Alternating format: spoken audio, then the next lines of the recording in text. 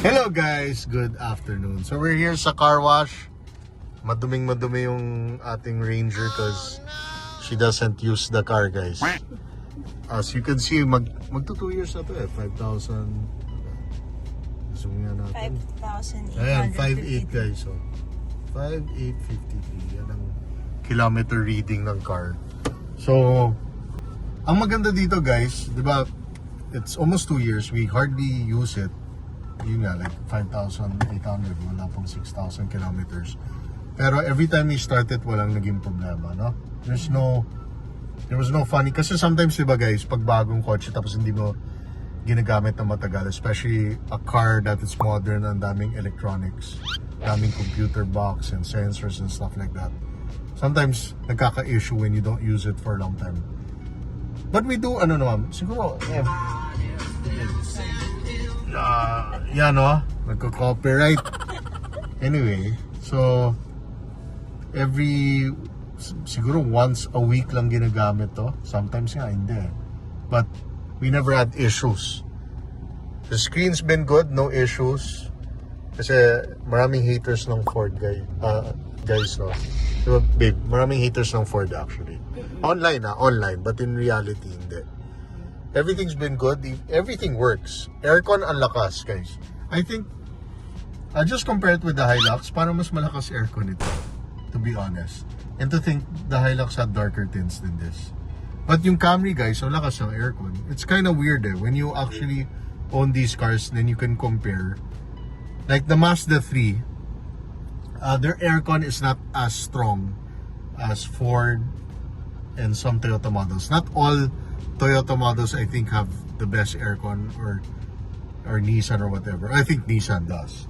But sa Ford, itong Ranger, ang lakas ng aircon.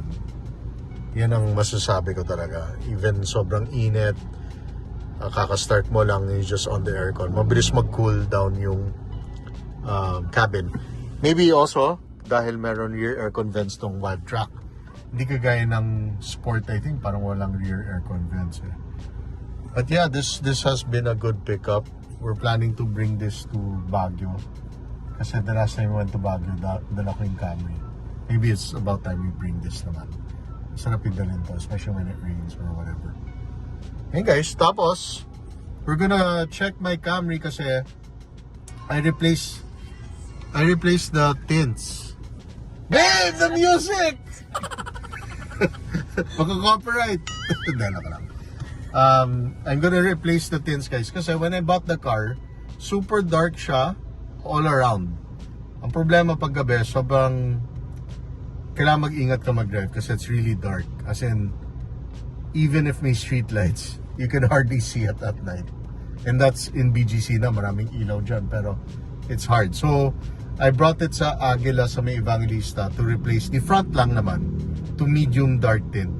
That would really benefit from driving better at night. So, yun.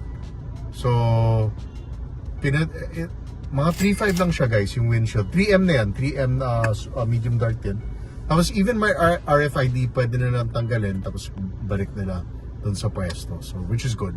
Para hindi masisira yung RFID natin. Kasi importante yan when we do travel and take the highway. So, I'll show you guys that later. For now, we'll just car wash. And she's busy. Say hi naman to my vlog. Yan guys. And this is her pickup. But, in the near future, we're planning to, unfortunately, get rid of this pickup. Not because we don't like it. It's because well, it's too big for her, but also kasi guys, yung parking sa condo sa Makati, medyo narrow siya going up. As you all know, condos in Makati tend to be like that, some of the buildings. So, hindi na talaga ideal for her. So, we're planning to get a crossover. Hybrid. EV, baka maybe after a hybrid. Hybrid muna kami guys kasi ang EV, ang problema talaga is, you know, there are times na you have to have a routine eh. Meaning, kailangan schedule mo ng kailan ka mag-charge. Paano sa condo? Walang charging. Tapos hahanap ka sa mall. Sometimes baka full yung slot. or inactive yung charging stations. So hybrid would be best. Also, resale value of a hybrid versus EV would be way better. Yun yung totoo. EV, imagine second-hand EV in the Philippines, magbenta ka. It'll be hard to sell talaga. So hybrid would be better, cheaper to replace the battery kasi it's a smaller battery. Ang importante naman sa amin is we don't need to charge. At the same time, we can benefit from the fuel mileage, especially in traffic. And doon matipid ang hybrid sa traffic actually, sa city driving. So mga pinag-iisipan namin na hybrids. Marami guys, there's the new the CRV. Ganda. Actually maganda yung CRV in person more than in videos. Kasi in videos, it kind of looks like a normal, pero in person maganda siya. Especially with the blacked out chrome bits and stuff like that. Tapos of course, may Lexus, di ba? The NX, the RX, a little bit higher end. Yun, you can't go wrong with Lexus. Sa Toyota kasi the RAV4, it's getting old, so pass muna kami dun sa RAV4 hybrid. We drove the BYD Sea Lion 6 plug-in hybrid. Ang problema doon, wala naman supply, di ba? Pipila ka pa, baka matagal. So maybe we'll pass on the BYD. We were thinking about Tesla before EV, but maybe in the future na lang yun. Total, it's still a new Tesla's still new in the Philippines. We'll see what happens. How they service Tesla vehicles, di ba? But yeah, later we'll show you the Camry.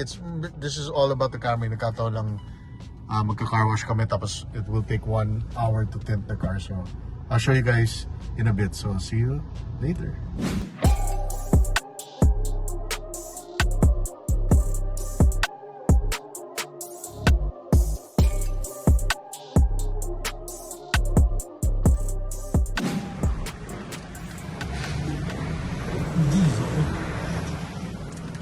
Diesel siya guys, pero parang hindi diesel, no? When you're inside, it's quite quiet guys. Yan gusto ko sa Ranger compared to the other pickups. Hilux, Navara, ano pa ba? Triton. You could really hear the engine noise compared to this one. I think yeah, of course Isuzu, medyo maingay yung clatter compared to the Ranger. I don't know what it is. It's the engine itself or the NVH of this car is better. Pero yun ang maganda sa Ranger guys, tahimik yung si Rose sa car. Ayan guys. Ayan o, linaw-linaw. Sana all pickups will have a big screen, no? 12 inches. Or 14 pa nga guys, pwede. 14 inches, no?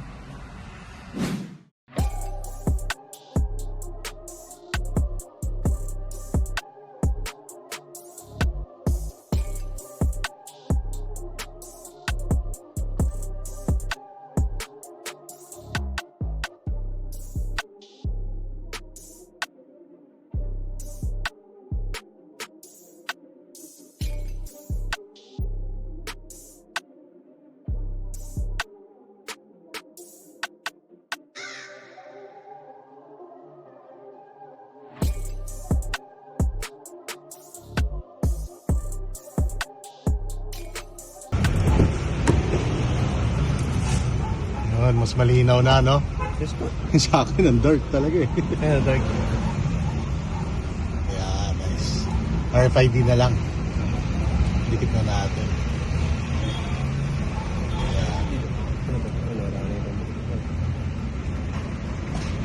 Nilagyan ko na ng tape na. Thank you. Ayan guys, oh. Dark, way lighter. So now you can see it's already 6 p.m. pero dark na siya. But look at how dark sa sides guys. Halos wala akong makita. Pero when you go sa windshield, okay na. Medyo brighter. Yan o. So, thank God! Finally, yan. Naka-off na yung lights guys. O, tingnan mo. How dark. I used to drive like this guys when I brought the car. You can hardly see the cars outside. But now, sa front, okay na. So I'm happy. Okay guys, the tint is done. As you can see, sobrang dark compared to here. You can see the difference pa lang. Especially at night guys. Ngayon medyo cloudy pa kasi bagong install ng tint. But eventually, about siguro 3 days, as usual, pag new tint, normally 3-4 days, this clears up. But now it's a little bit cloudy because, of course, bagong install. But, ang layo guys, oh. Tingnan mo. This is how I used to drive at night. Grabe to. Ngayon, okay na. So, good. Finally. Tapos yung RFID, they just cut it out and dinikit na lang nila dun sa, sa new tint. Yan lang. Ganun na lang. Kaysa yung cutout kasi baka magkaroon ng gap. So this is good na for me. Yeah, I'm so happy actually. Kasi guys, delikado. Even though malinaw naman mata ko, 2020 pa rin. It's the fact that, you know what I mean? The fact na you don't want to gamble kasi pag sobrang, baka mamaya may sumipot sa kalye, late at night, walang ilaw. Diba sometimes kasi may mga motor na walang ilaw sa likod. Sometimes even cars or people with e-scooters sa BGC, that's very common. So, it's better to be safe. So, I decided to replace the front lang, guys. Okay na ako dito eh. Yung front lang talaga kasi ang laki ng, diba, the view in the front, the windshield is big. So, you really need a good view of the road and what's there. So, I'm happy. I just use the same brand. So, 3M pa rin. Hindi na ako yung mas mahal na tint. Okay na ako dito, to be honest with you. And yeah.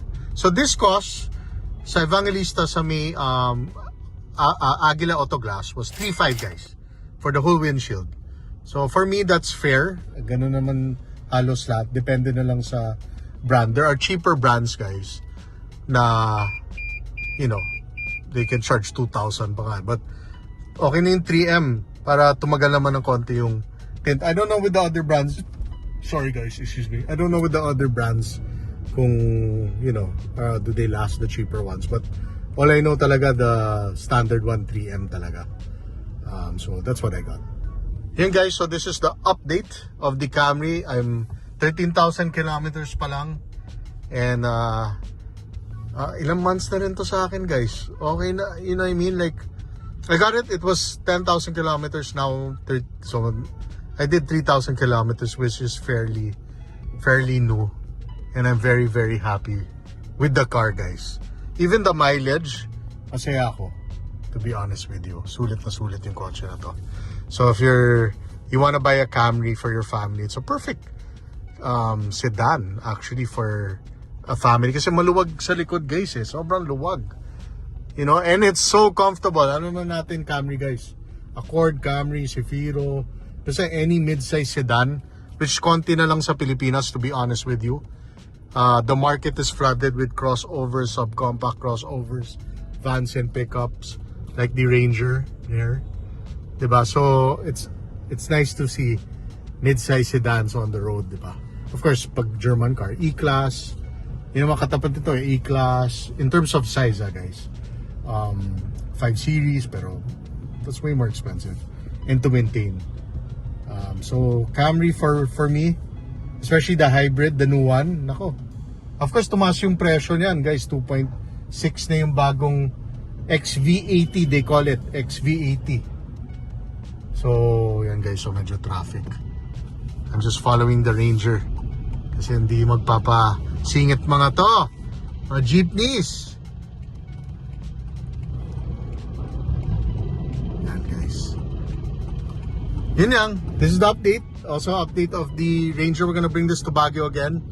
And like I said, this will be for sale siguro within the year of 2025. And I'll let you know guys. I'll do a vlog when I sell this car. Alam nyo naman, if you watch the vlog, I really take care of the cars. May added accessories pa to and all that, and low mileage car, first owner pa.